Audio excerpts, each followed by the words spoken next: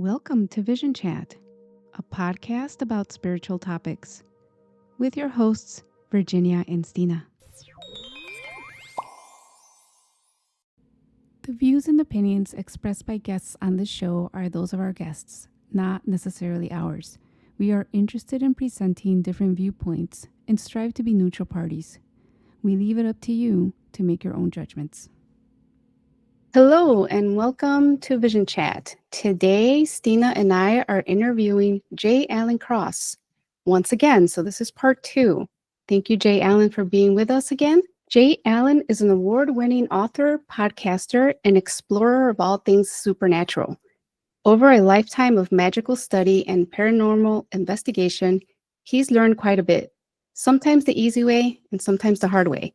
Nowadays, he hopes to share the knowledge he's gained to help the new generation of spiritual workers and build more bridges between communities in need of connection. So thank you, J. Alan, once again for being with us. Thank you so much for having me. I was very excited when I saw your email looking for a part 2, and I was like, absolutely. So.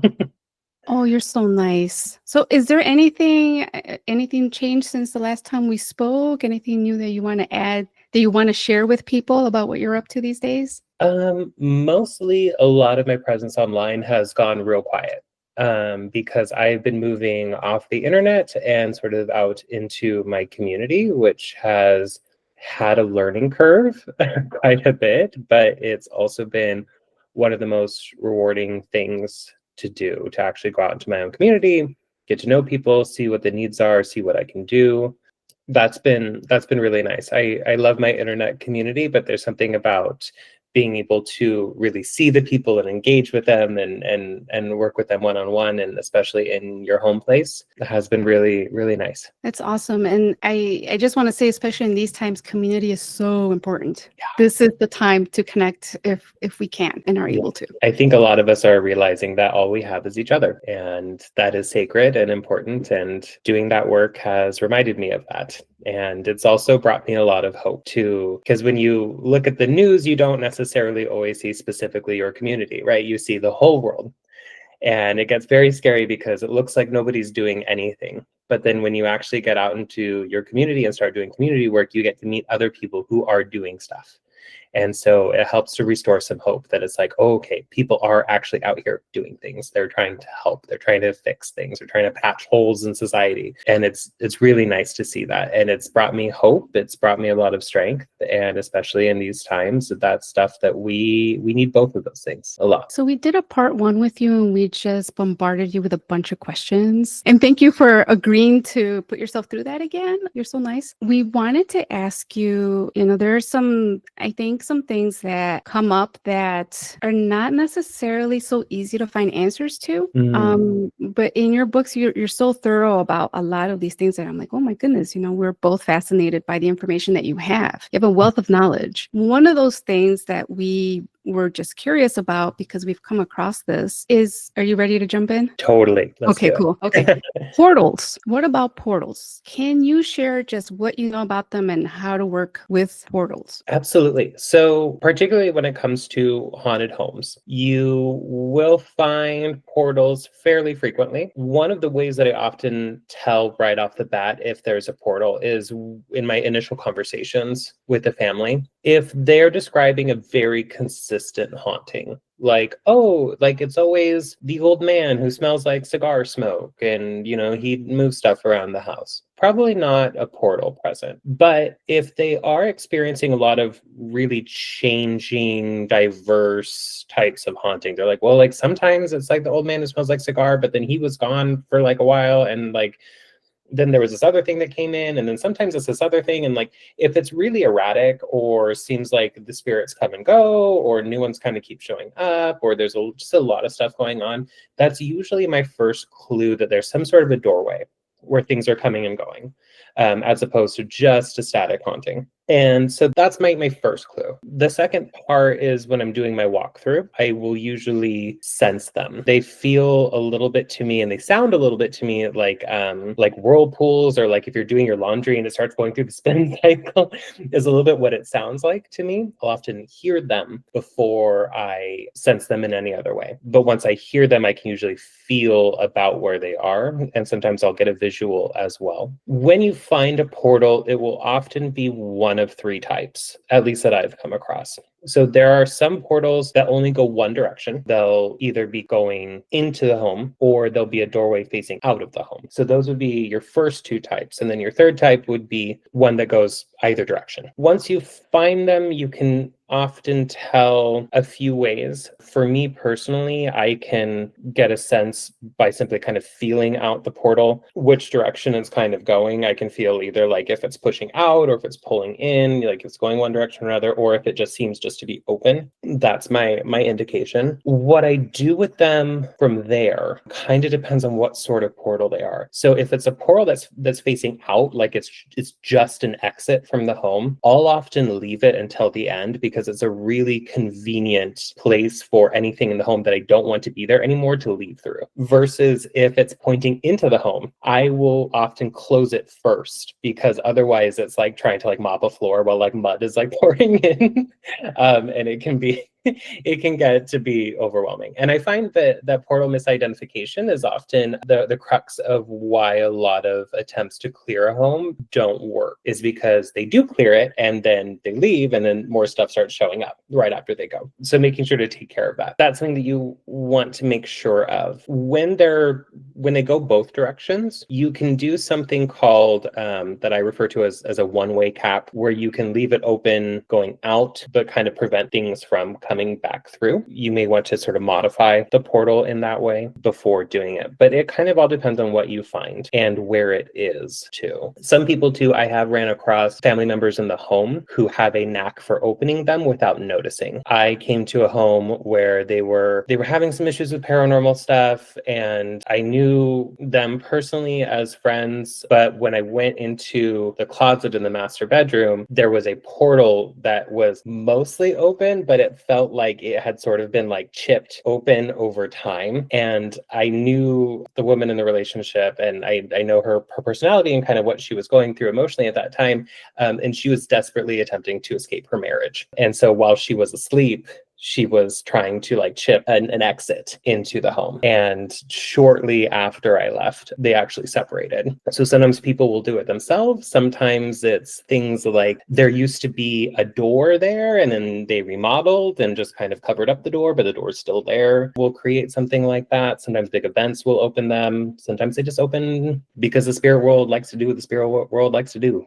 I was going to ask if that's something that people intentionally do, unwillingly do, or if things just pop up sometimes and they just open. Yeah, sometimes it is intentional. Also, it can be sort of like what I call intentionally unintentional, where it's like I tried to contact something, not realizing that I would open a door, but I did intentionally go through with this thing that then caused the portal. So things like, the old superstition around, I used a Ouija board, but I forgot to say goodbye, to like close it out, things like that. So you just kind of leave something hanging open and things like that. Can portals be everywhere, like outside a home, like in nature, or? Oh yeah, you can find them all over the place. Portals just will spring up, and they're not necessarily always within physical structure. So sometimes, a lot of the times, you'll find them like in walls or like in the floor, but you'll find them just hanging in free space a lot of the time too, depending on kind of what's happened, particularly if it's outside. But you will find them within homes too, just kind of in a space. Sometimes you'll go to a home and they'll be like, I don't know why, but when I stand in this spot here, I feel dizzy. And then meanwhile, there's a portal just swirling right in that spot, and they're just standing in the middle of it. I'm like,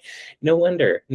Yeah. How do the ones outside form? Or is it just naturally occurring? Just sometimes naturally occurring, or there are sort of currents that I've come across that run through the world, kind of like that you find them in ocean currents where like there will just be like a random stream that carries energy. And I find a lot of the times if there's underground water flowing, that energy will kind of happen above ground as well. And so sometimes that goes through people's homes. So your home will simply kind of be in a spirit highway where they'll kind of just catch a ride on that. And they don't necessarily hang out in your home, but they do pass through a lot. And same thing with outside. So maybe there's underground water. I kind of think about it as spirit public transit. It can be ways that they use these currents of energy to move around. I remember in your book you mentioned something about using pendulums to help identify portals or find them. Yeah. How do you do that? So that's a favorite trick of mine, because when I start talking about this stuff, the inevitable question is like, well, I maybe can't sense them the way that you can. How would I then go about it? And that's a great question. And I love to answer that question because too many times people who are in my position of teaching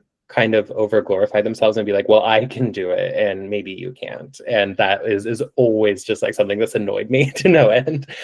So if maybe you're not a person who's like, I'm not readily equipped at this time to pick up on where a portal might be, that's when divinatory tools like pendulums, which are great for dowsing, which is a similar process to like how people might find underground water or other ways. And so what you would do is you would get a pendulum, and how you go about it depends on kind of which pendulum school you've gone to. Sometimes people will tell you like specifically clockwise means yes, counterclockwise means no, always. I have found that occasionally different pendulums will have different personalities.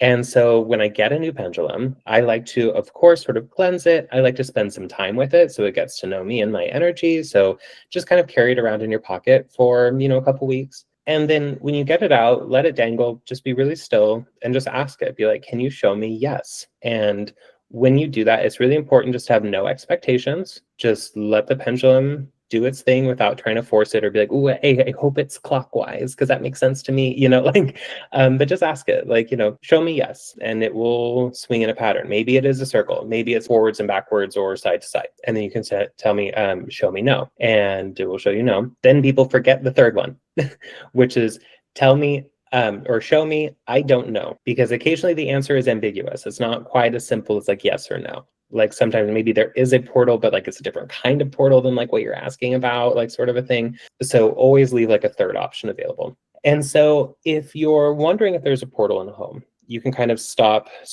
I usually start this in kind of the main entryway, just because it seems like a good starting point in a home. This is where you enter. And I just ask, like, is there a portal in this home? It may just straight up just give you a no. Okay, great. We don't have to worry about that at this time, unless there's some other evidence that leads us to believe that maybe that was incorrect for some reason or another, because nothing is foolproof. So we always check all of our boxes. It might say yes. And then you can go, okay, so we know there's one in here. I like to follow up with, is there more than one? Because that happens as well. And so you can kind of get a sense of, okay, how many are there? And so let's say there's like one portal. Then you can go, okay, is it on the second floor? No. Okay, is it on the first floor? Yes. Okay, is it in the living room? No. Is it in the bathroom? Yes. Okay, so we brought it over here to the bathroom. Then we can start to narrow it down from there. Okay, if I'm in a small space, like, so let's say it is a bathroom, I will often just hold it and just say, show me where it is, and it will start to pull in a specific direction, depending on what kind of portal though. So if it's one that's exiting, it will often pull. If it's one that's pouring in, it might swing away from it, kind of like it's catching a breeze. So just sort of be aware of what you're sensing too. You're like, I'm feeling like there's a lot of energy over here, but it's pointing in the opposite direction. That might cue you in onto what kind of portal it is. Once you get that, depending on what kind of portal it is or how you understand your portals, you might ask it sort of like, which direction is this portal spinning? Because most portals, especially they're going one directionally, will have a spin to them. And if you know which direction they're going, then you can interrupt them or change their direction or things like that. So that's important information. You can also use the pendulums to close the portals too, depending on where they are. I like to remind people that pendulums are active tools, not just like passive, like divinatory tools with answers. You can actually utilize them in spell work in a lot of ways. That's very helpful. When did you start working with the pendulums? It was one of the first things I started using. So I started doing this work when I was in high school. So I was probably 15 or 16 and had probably been using pendulums for probably maybe a year or two before I started doing actual paranormal work. So they were a very natural addition, and they're very sensitive to energies, and they don't cost a lot of money, and you can they're easy to carry around. They don't weigh a lot, so they're very handy to have. Is there such a thing as getting the wrong type of pendulum? You mentioned they have different personalities, and I have found that to be true. But is it like, is there a specific kind of pendulum that works better with the specific type of work you're doing, or does it not really matter? That's a great question. I think it depends on the worker and what sort of seems to connect with their energy. I really like to use clear quartz pendulums. I also like to work with like amethyst pendulums, but that's, I think, mostly a personal affinity more than anything else. I think as long as your pendulum, you have some sort of a relationship with it, it knows you, that you practice proper hygiene with it, that it's programmed correctly, all those things are going to be a little bit more important than the material itself. It might be different with like metal pendulums because I don't really work with those that much, but I'd be curious to know. I was wondering if you buy a pendulum and then you use it for a bit and then you leave it in your drawer for many years and then want to like start working with it again, should you do the same cleanse or like as you did when you purchased it because it's been so long, or? I would say yes, not because anything bad will happen if you don't, but because it's nice just to reacquaint yourself with it and just, to show it a little bit of care. Just kind of like, hi, it's nice to see you again. Let's like do a little cleansing, do a little charging, do a little, meditation or something like that with it, just to sort of reorient yourself with it, reconnect with it, just as a means of caring, as opposed to you need to do this or else. So no threatening the pendulums. Yeah, no threatening the pendulums. Probably won't work.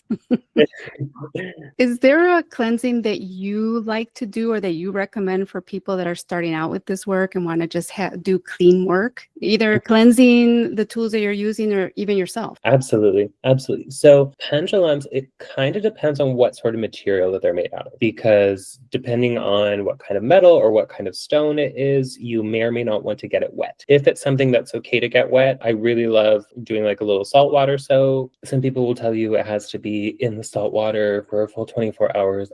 I give it 10 minutes and it's just fine, to be honest. You can, of course, run it through some cleansing smoke if you have some of that. What I often like to do is I like to do sort of like a water, fire, air, especially like if it's brand new and I'm just kind of getting it oriented. So I'll do like the smoke, and then I'll light a candle and kind of hang it over the candle flame to get it warm. I mean, you don't want to like melt your pendulum or anything, but get it warm, kind of get it dry. You can kind of like, hold the chain through it, like not like in the flame, but just above it, get it warmed up, and then, bless it with some smoke, either some like frankincense or copal or, sage, if that's part of your practice. And then you're set to go at that point. So You mentioned closing portals. Is there a right way to do that? So the way that I've often found is sort of a variation of how people like energy healers will reorient a chakra with a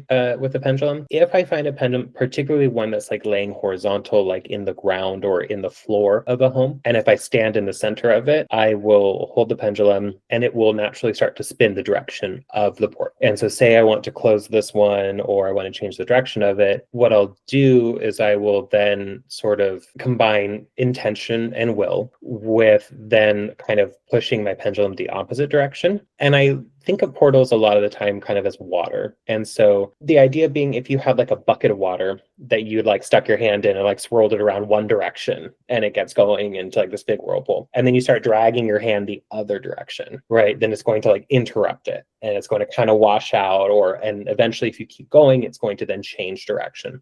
And so I use the pendulum in a similar way by combining my will and my intention, my focus, and then I start moving the pendulum the other direction. And you can kind of feel that it sort of doesn't want to at first, but then it will either come to a stop, which is where we can be like, okay, we've probably interrupted this portal enough to sort of just wash it out so that it kind of just dissipates. Or you can keep going and it will start to pick up the other direction on its own. And then that will let you know that we're then going the other direction. And we've kind of recalibrated the portal to go the other way. So that's really helpful if you have a portal that's coming in and you're like, actually, I want to change this direction so that it's going out, so that I can kind of use it as like a big cosmic garbage can to get stuff out of this space, and then close it. It can be helpful. Do you protect yourself or prepare yourself before working with the portal or just going into a haunted place or meeting different entities?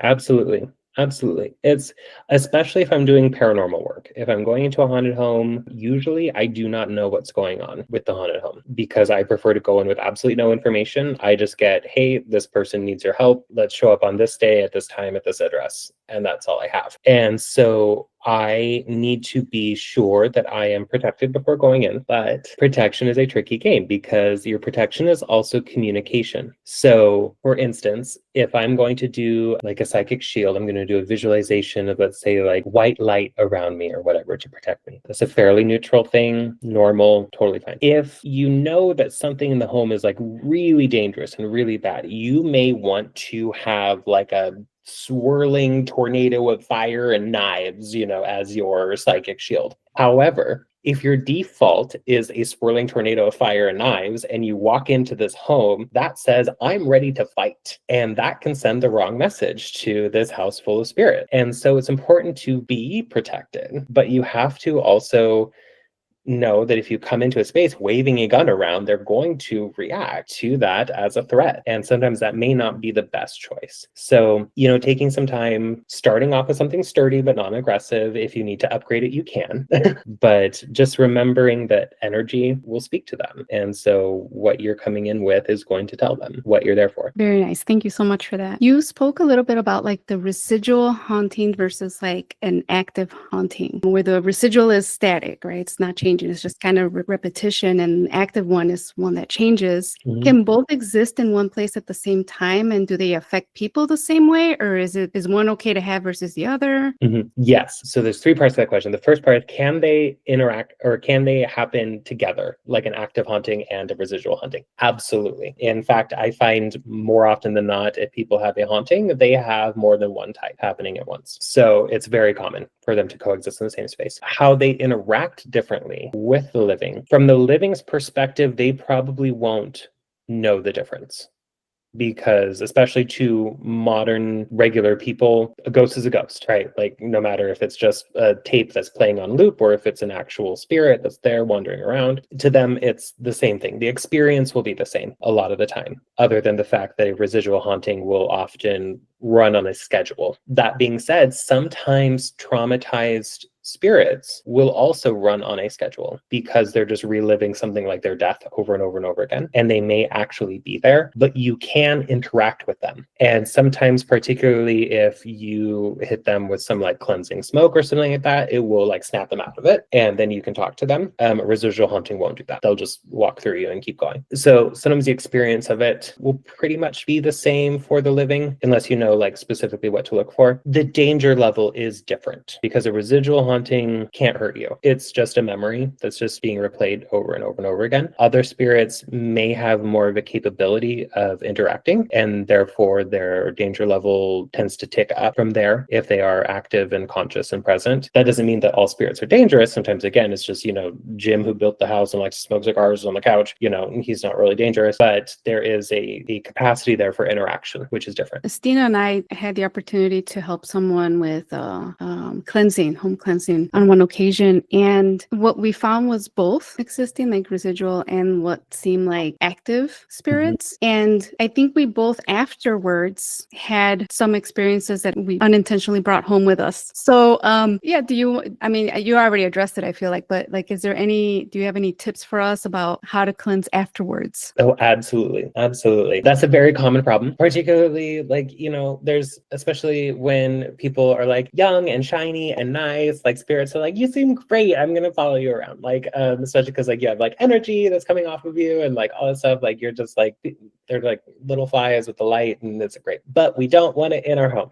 I used to have this problem with my husband. He used to manage a store in a very busy mall in Portland, Oregon, and he would come home from work, and I'd be like, okay, you have like 4 people with you. We're gonna need to like not before you come into my apartment. Like, so it's not just a thing that happens with paranormal investigation. It happens all over the place. Something that I like to have on hand is a little bit of a spray to use on myself sort of before I leave. First of all, I like to make sure that I do a really thorough job so that anything that has been removed is either far away or has moved on to another plane of existence. So I'll start there. And when I'm done, just to be sure, when I get out to my car, I will simply just declare like, nothing's allowed to follow me. We're not doing that today. No, thank you. And then do sort of like a spray down of myself. And your mixture that you go with depends on your personal style and preference. You can use a lot of things. So sometimes people will do like a mixture of essential oils that they find cleansing, kind of in like an alcohol base, like a vodka, so that they will actually, you can't really put oils into water because, you know, oil and water. But if you put it into something like an alcohol base, it will go into solution. I like to utilize a mixture of water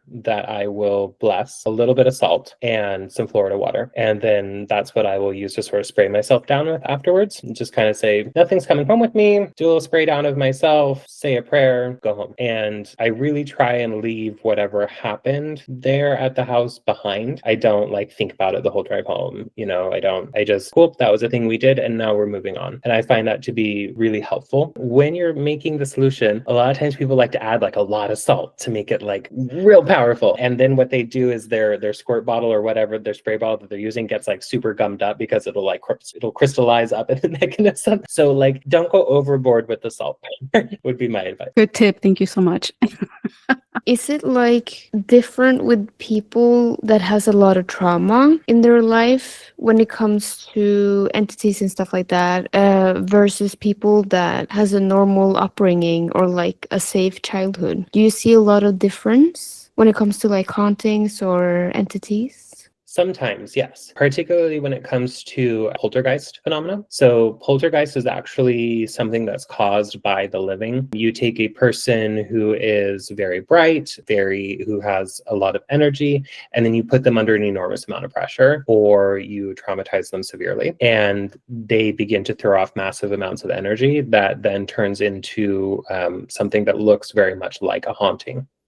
And so that's very normal, where I'll come into a home and sort of your classic stereotypical example of a poltergeist agent or the one who's causing the poltergeist is usually an adolescent girl between the ages of like 9 and 13. And I'll come into a house and they're like, we don't know what happened. Just suddenly, like, we've lived here for years and years and years. Nothing's been weird. And then very suddenly we have all this activity. And I'm looking at their daughters that are 9, 11, and 13, and the divorce papers from the parents that are sitting on the table. And I'm going, there's your haunting. Similarly, kind of another side of that is I have worked on 2 cases now where we've had Iraq War veterans who have seen some stuff and probably done some stuff and then did not receive the proper mental health care after coming home. And so they have to re-enter into this home as a living, breathing portal themselves because they've been torn open at the spirit level and then are now just trying to live. And that also is just a recipe for a poltergeist, even though these are often, grown men, which is kind of sort of the opposite of the stereotypical example, but they will absolutely create a poltergeist from that trauma. So yes, trauma does play a role in it. I'm also very curious about residual hauntings. So for instance, I went to a school once to clear a classroom that they were having trouble with. And in that classroom, there was a bathroom attached to it. It was a private bathroom for that classroom specifically. And I found that the issue was that bathroom. Something not good happened in there to a child and it stayed there. And when we were able to clear the space, I couldn't help but wondering or wishing or hoping that by clearing that memory out of the physical plane, that it in some way benefited or affected the person who it happened to, who was out in the world. And so I would like to know if victims of trauma, if their memories of that issue are still alive somewhere in the world, if it's cleared, if that helps them. That's something I've always wondered and would like to look at more. I don't know how, but I would be very curious to find out. It would be awesome if there was some kind of research that could be done. I mean, I don't know how you would design this research, but it would be awesome to see that, right? Like this clearing this, like if you track trauma victims, say, hey, you feeling better now? Like something, right? That would be awesome. I had a really interesting conversation with Angel. They run the Science Witch podcast, and we talked a little bit about that. And they had some similar ideas to me about if we could maybe do some sort of an experiment with it or get some sort of data with it, because this trauma still affects, generations. And so we have like the most well-known residual haunting is like Gettysburg in the United States, because people can still hear like that battle going on like in the early morning and stuff like that, because it's still happening. And so I'm wondering if their descendants would experience any sort of benefit if that was cleared. So I don't know. We'll find out. Something in the future maybe that can be done would be amazing. Speaking of hauntings and the way it affects people, what can you say about mimicking? Mostly that I hate it. It's like my least favorite of the hauntings. It's just one of those things that I'm like, no, hate that. Mimic does happen. There are certain species of spirit that will naturally mimic either other spirits or the living. And then sometimes poltergeist activity that is created by a living human person will occasionally do it as well. Poltergeist really, they know no rules or boundaries. They just do whatever they want. I have ran into mimics several times. Most often it's a voice mimic thing. So someone will be home alone and they'll hear like their roommate or their spouse or whatever say like, hey, can you come over here real quick? And they'll like go looking for them and they won't be in the house, which again, nope, no thank you. Burn the whole house down.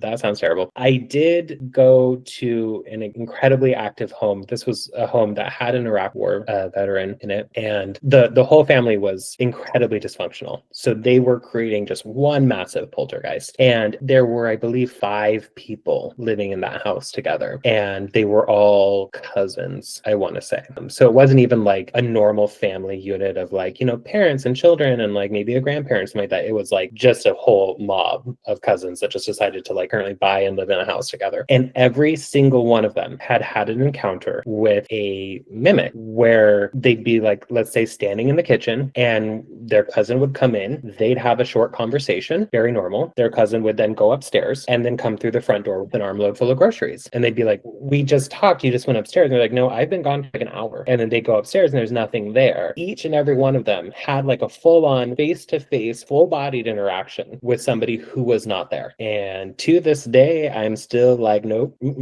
I think you described that story in detail in The Witch's Guide, your book, The Witch's Guide to the Paranormal. I remember hearing about this story. It uses an example. I'll share something with you, and Stina, you might have caught Stina and I kind of sharing like when you're talking about it. So I was just telling Stina this morning that I hear my daughter's voice all the time in the house. So it's just my daughter and I. They live together in a house. We have 2 floors. And I mean, this has been going on forever. She'll hear my voice. I'll hear hers. I mean, I've gotten up and I'll hear like her say like, Mama, that's what I hear. And it's her tone of voice. And it's like this urgency. So like, I usually like get up and I'm like, what is it? Where are you? What's going on? And she's sound asleep in another room down the hall. Is she like always asleep when it's happening? No, sometimes she's like awake and like she'll say, why did you tell me to shush? And I'll be in the bathroom and I'll say, I was nowhere near you. And she'll be like, but you said shush.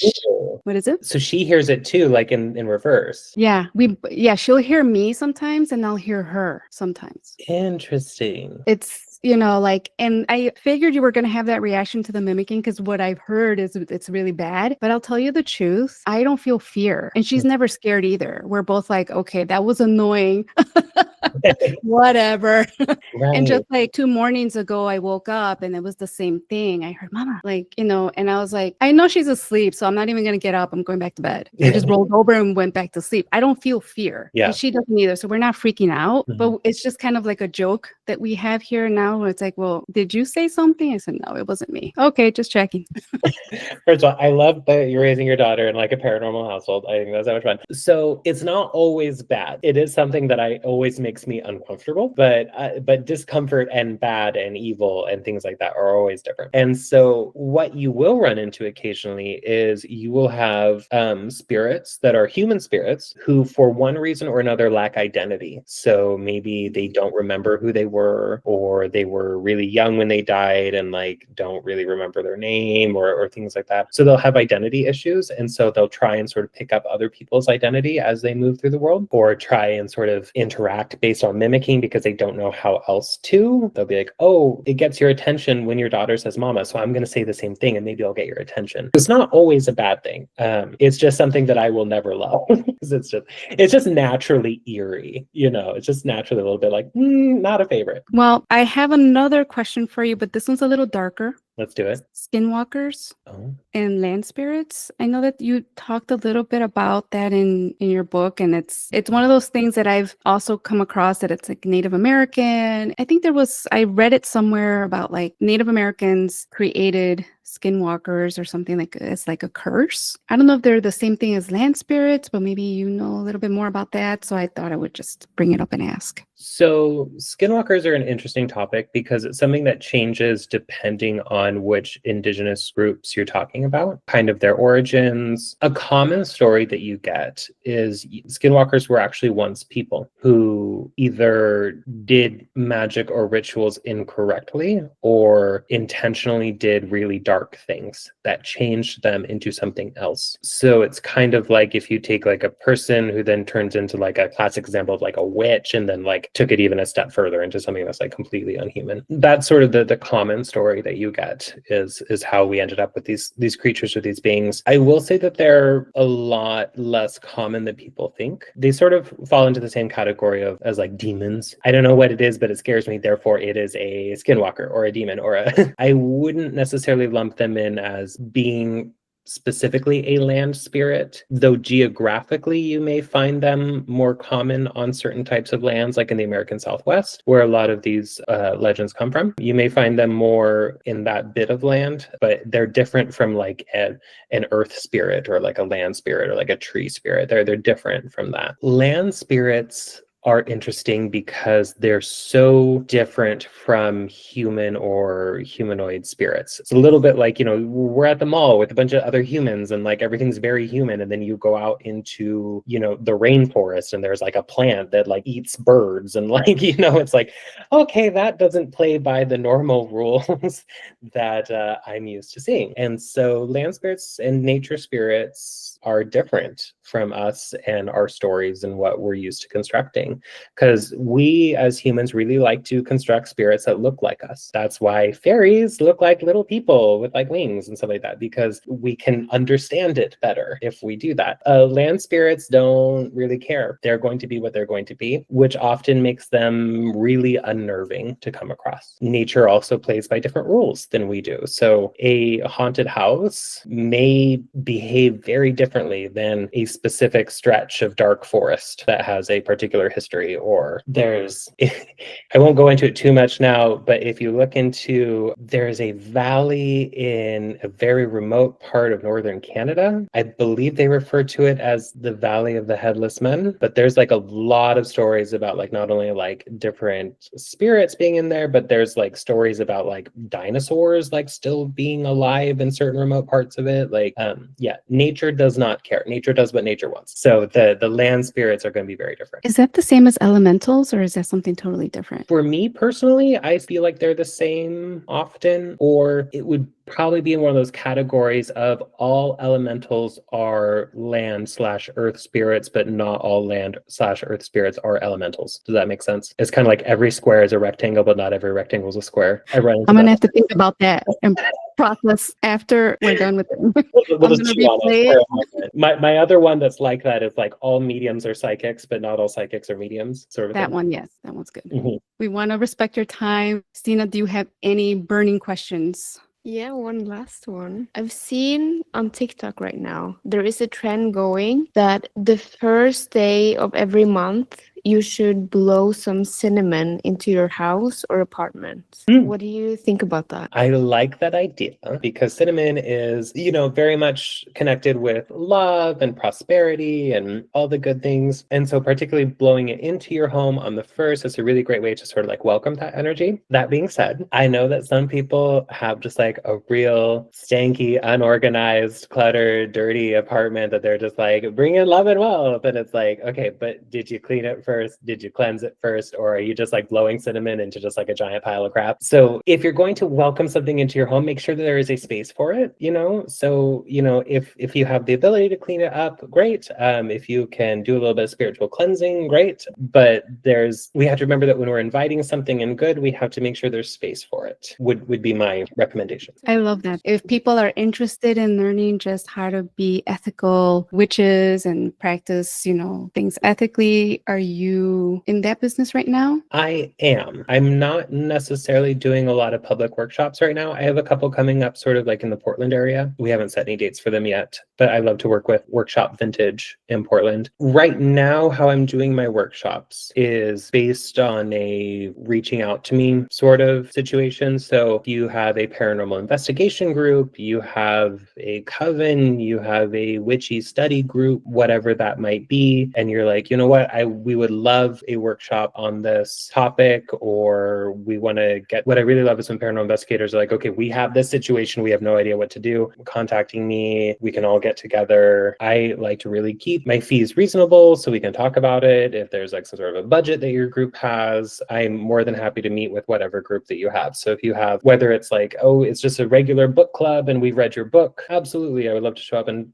do a Q&A for an hour. If you're doing like a book club thing, I usually do that for free. But if you're like, me and my witchy study group, we would love to learn more about hauntings or about candle magic or about whatever it is, they can reach out to me and I'll set up a Zoom thing for your group. So yeah, if people need training or learning, they can absolutely reach out to me. Otherwise, I'm not like doing a bunch of hosting for the wider public so much these days. Okay. Do you want to share how people can get a hold of you, or any, like, what's your preferred way? Yeah, the easiest way right now is going to be via email. Sometimes people will DM me, but I'm rarely on the social media. And even if I am, I'm not usually looking at my message requests. You can get to my email from my Instagram page. There's a button that just says email at the top. My email is simply just oregonwoodwitch@gmail.com, no spaces or anything like that. So that's going to be the easiest way to get a hold of me. Great. Well, Stina and I really appreciate your time, and we thank you so much for all the wonderful information that you've shared, and we really appreciate you. Thank you. I hope you guys have a great rest of your day. Thanks, you too.